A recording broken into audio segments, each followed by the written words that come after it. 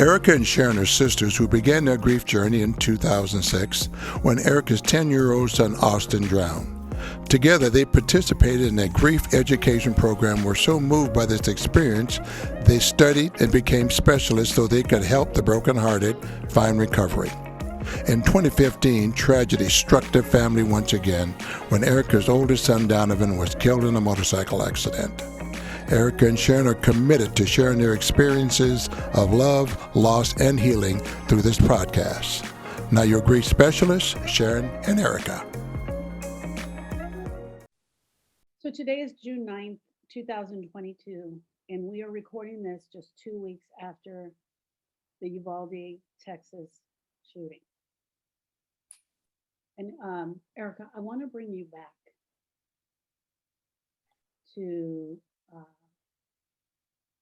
the day that Donovan died. I'm sorry. I want to bring you back to the day that Austin died. We called you over and over again, and you didn't answer the phone. No one knew where you were. And after multiple missed phone calls, you ended up calling the house, and I believe about 3 hours had passed. We knew at that point that Austin was missing. That's all we knew. Describe that to me. And I want people to understand what these parents were possibly feeling just in that 3 hour span for us. What was it like for you? So you're asking me when we just thought he was lost. When we just thought he was lost. It was weird because you told me to pack a bag and that we were going to catch a flight out to Arizona. And I remember being in my room and I was putting like the weirdest things in the bag. Like I couldn't concentrate enough to focus on what I was doing because my thoughts were running away. So it was, what if they don't find him before it gets dark? Where could he be? Where could I suggest that they look? Because I knew Austin, I knew that little boy like the back of my hand. And he just had this very creative thought process. So I was trying to think of, okay, what would have lured him away from the group? Because normally he was not a wanderer. Austin did not get lost very often. He liked to be in his comfort zone. So I was trying to come up with where I could suggest they look for him. And for a hot second, I entertained whether or not I thought he drowned. And I think I asked you, I said, do you think he drowned? And you were like, absolutely not. So yeah. It was just my brain being consumed by a bunch of thoughts. What was your heart feeling like? I didn't have an emotion. I was scared, absolutely scared, because I thought I was mostly scared he wouldn't get found before it was dark. That was what I was most fearful of. I did not want him to still be lost when it was dark, because then I didn't want him to be afraid. Was your body feeling anything? Can you remember? I remember kind of just being numb. So you asked me, you did say to me, when the first thing you said to me was, oh my God, Sharon, do you think he drowned? And because I hadn't thought it, I mean, I had hope. I just thought he was lost. I literally just thought he was lost. Drowned never came to my mind. I told you no, he didn't drown. Everybody was right there.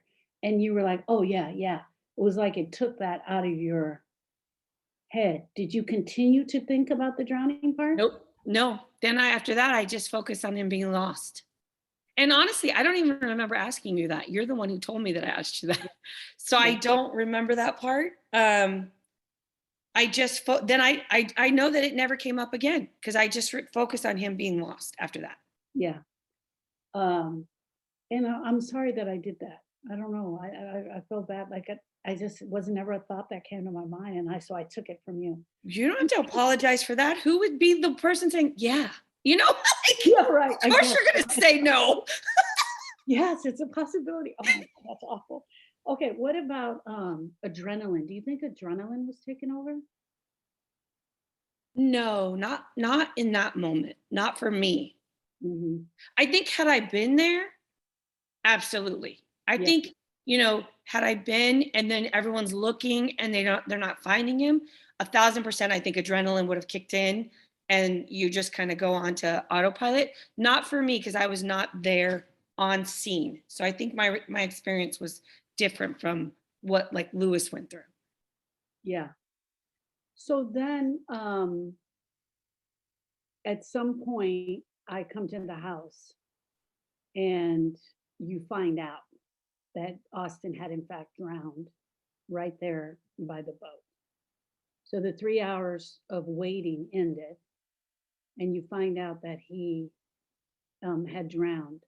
What did it turn into then?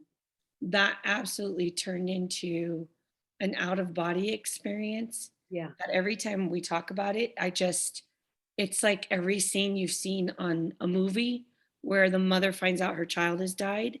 yeah, And if I had not experienced it, just to think like, what would I do if something happened to my kids? Sometimes you just go, your brain goes there. I never would have thought I would have reacted like that, but I did. I yeah, screamed the loudest, most blood curdling scream. And I took off running because you just think you can outrun the grief and the pain that you're feeling. And my apartment was only so big. So I eventually hit a wall, like literally, and dropped to my knees and sobbed from my heart, from the bottom of my heart. These sobs came and then I think the adrenaline kicked in because then you're just like, your body goes into protection mode. yeah, yeah. Um, this is bringing up some emotion for me because you remember every single aspect of it, the taste, the smell, the sound. You remember running. I remember your eyes looking at me, these two big giant eyes, like, please, Sharon, give me good news. And I even remember the way you came around the door. It was like the door started to open, but you didn't appear right away. I remember that. I remember you running off.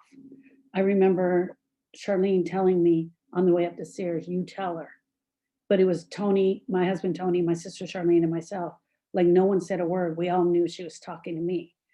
Like all of the things, every aspect of it, the look of your apartment, what it was like being inside there. Like you, you never forget that part. Mhm. It's ingrained in you. It's like it becomes a part of you. So it's also becoming emotional for me because I can only imagine. I have no idea. Those parents, the Uvalde parents, one wanting to get into the school, two, the hours of agony of busload and busload of busload coming without their children getting off.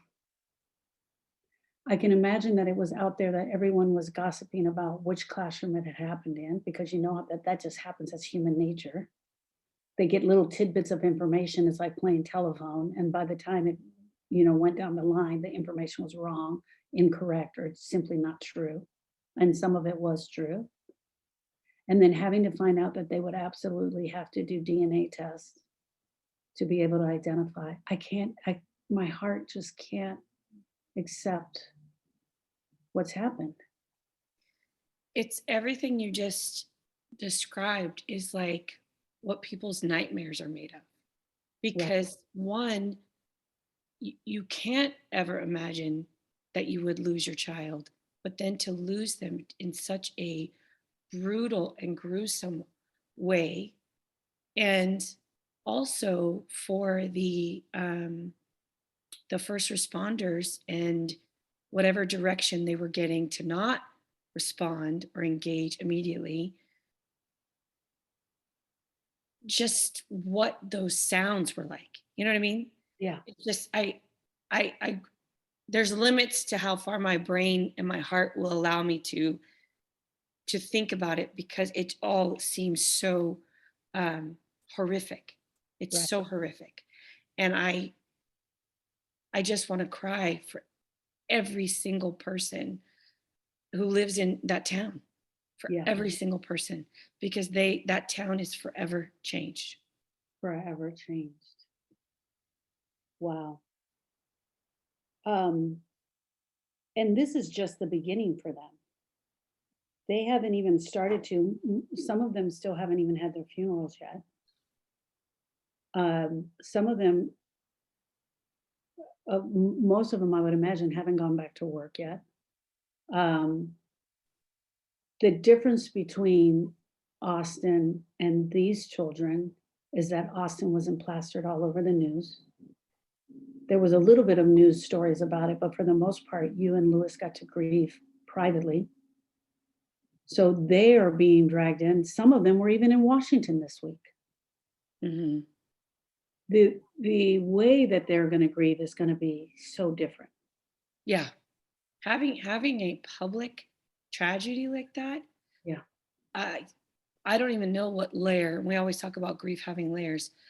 What layer of grief, that would bring for these families and the town, because you don't get peace. You can't grieve the way you really need to, because you've got to fight off, news reporters and Yeah. all these investigations, and it's like, how can you even find time to allow the grief in when you're so distracted by all these other factors? There was one or two mothers that I know that decided to do open casket. And I've seen the photos for one. Um, to change the conversation of the gun violence, of the um, mass shootings, right? Mhm. To hopefully change that conversation. That, to me, you do have to pull out some strength to be able to do that. Mhm. I honestly, I can't even imagine what that was like. Um, but describe for me what you think. So I want our listeners to understand, where do you think these parents are right now? Like, it's 2 weeks. Where are they right now? They're in shock. Yeah. They're in absolute shock. We teach in our program, your brain goes into protection mode, and it will keep you in that shock fog state Yeah. for a little bit, because I think if you really felt the weight, the full brokenness of the loss, like that man is the husband, the teacher's husband who had a heart attack. Yeah. That's what I imagine it would. I feel like it would give you a heart attack Yeah. if you allowed it all in at one time. I just, that's how I felt after Donovan. If I were going to feel how much pain I was in, I felt like I was going to die. Yeah. Yeah. You absolutely feel like you're going to die. The world is in such a dark place right now, and this moment in time is such a dark time experience, right? Right. Um, so I feel there's no time like the present to say there are no words. Like, literally, what would you even say to these parents? There are no words. I think, yeah, that, and I, I don't, honestly, I don't even know, because, and I have not been following, I've seen news just in written form, because I have stopped watching the news.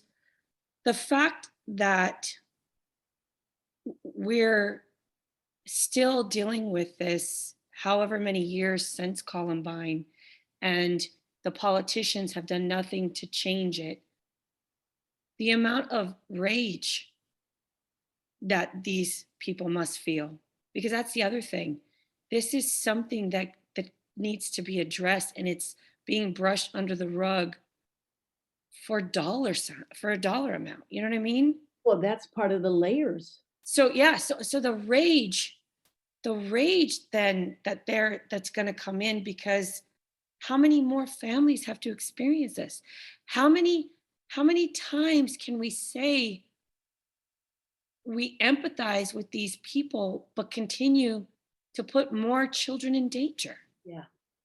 I, how long are we going to sit idly by and let more families have to cry these tears? It's like, and it's, we just did a show about being complete. I am absolutely complete with my boys. So it's these tears that I'm feeling, this emotion that I'm feeling is not about them. It's about how many more families are going to have to go through this.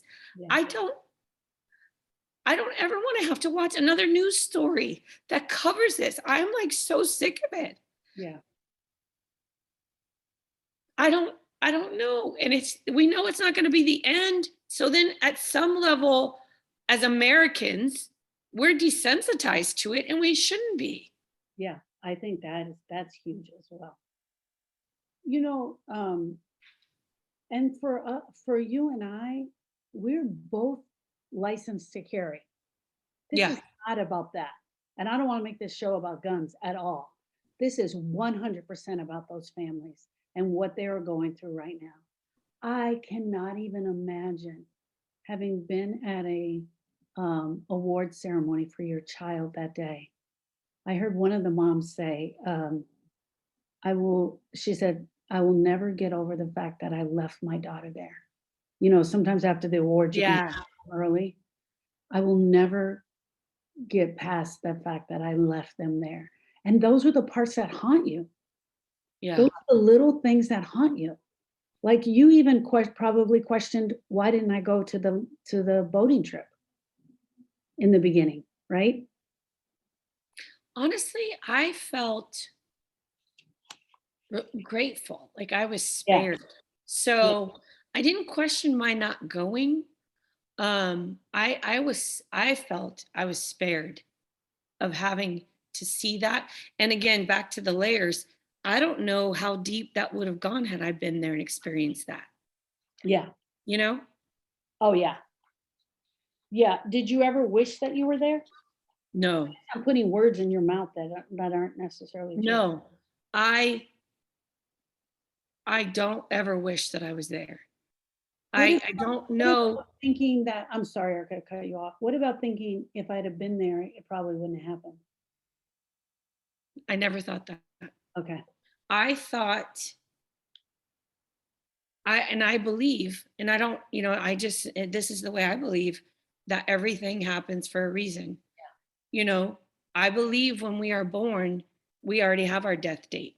Yeah. And Austin's date was June 17, 2006. Yeah. And I think that even if, let's just say, this is just how I believe. I believe even if Austin didn't go on that trip and he was home with me, he still would have died.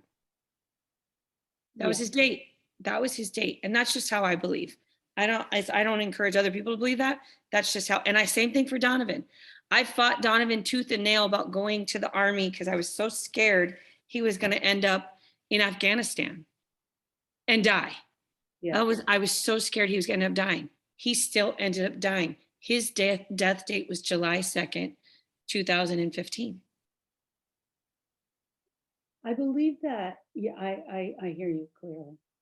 I believe that I'm just thinking about this. If I were to talk to the Uvalde parents, I would tell them, be very careful of becoming the detective and trying to figure out every aspect of this.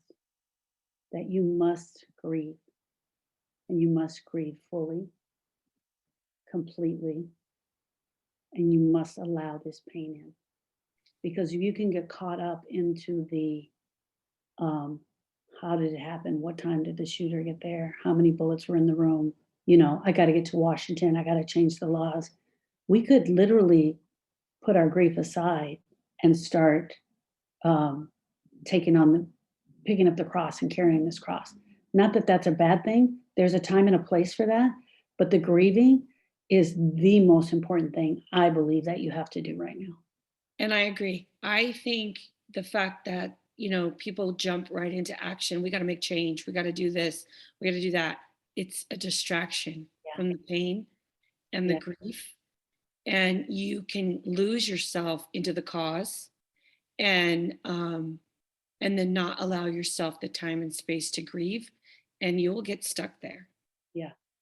It even happened to us a little bit with Austin, finding out about carbon monoxide. And I know more now about carbon monoxide and death, and especially at Lake Havasu, than I ever wanted to know. Yeah, and that's what happens because you want to make a change. You don't want another parent to ever feel what you felt because it is so horrific and unimaginable. There are not enough words in the English language to describe it. There's just not. The words that we have to describe the pain that comes from losing a child don't even do it justice. Yeah. So you never want one more person to feel that if you can help it. So by addressing the carbon monoxide issue in Lake Havasu and finding ways to make changes there stops that from happening for another family, we were on board with that. But the thing that you also have to live with, and same for the Uvalde parents, if you don't get the change, and they're not going to get the change because the politicians care more about dollars than they do about these Yeah. children. And that's just the blatant truth. And that's the same for carbon monoxide in Lake Havasu. We hit a roadblock because the people there care more about their retail and the money that they make on those big weekends than warning people about the dangers of carbon monoxide. Yeah. And so we hit a roadblock. And then you feel another layer of loss because you could not get justice. You could not spare another family. Right. You could not make the change that you were fighting for. And that's another layer to the grief. You feel like a failure. Yeah. I think also I would tell the families that don't expect everyone in the family to grieve the same. Dad's going to grieve different than mom. Brothers and sisters are going to grieve differently. And yet it's all going to suck. What I would like to say is don't blame each other. Yeah. Everyone is looking for the person to blame. And even I want to add this into, I live in a very small town in Texas. If this happened here, our people would not know what to do. Even though you go to a training, on what to do with an active shooter, you don't know what to do with an active shooter unless you know what I mean? Unless you experience it. You don't know how you're going to react until you experience it. Even those poor police officers who I know are carrying such shame and such guilt. Yeah. The only person to blame is the one that went in there with the gun. Yeah. Not even his mother is to blame. She didn't raise him to be a shooter. Yeah. Don't blame each other. For the parents, don't blame the mom, don't blame dad. Mom and dad, don't blame the police. Police, don't blame, the head of the sergeant. I don't, the rank or whatever. Yeah. Just allow the brokenness in so that you could find healing. Grief sucks, but you got to lean into the suck. You do. Lean into it. You have to allow it to be there. To all of the families in Uvalde, I have no idea what you're going through. No idea. Just know that we see you. We were grievers first, and we know what this pain feels like. And we're sending you all of the good healing energy that we can. I wish we would never have to do another show like this. Yeah. But sadly, there's going to be more. And I don't know how many more. I don't know. And I can't. I can't even watch it. But we are with you. And we are so sorry for everything you've experienced. And if hopefully this message gets to somebody who needs it, healing is possible. You have to go after it. Yeah. Thank you, friends. Bye, friends.